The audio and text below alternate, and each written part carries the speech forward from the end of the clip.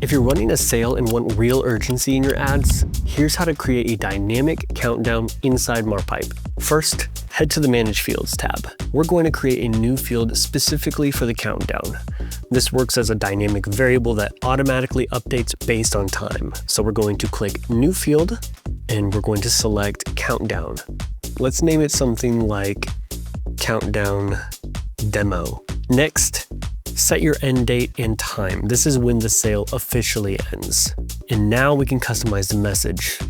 You'll see options for a prefix and suffix, which control how the final message reads. For example, if the system says 4 days, you can make it read only 4 days left, or remove only and you can just say 4 days left. You can write this however you want. It's fully customizable. There's also a special message for the final 24 hours. By default, it might say sale ends today, but you can edit that to match your brand voice.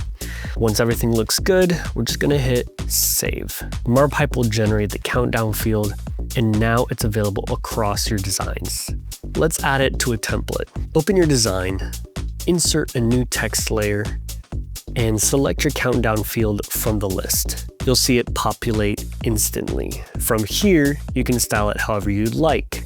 We can change the color, resize it, reposition it. You can even give it a contrasting background with padding to really make it stand out. But here's the key. Because this is a dynamic field, it updates automatically every single day.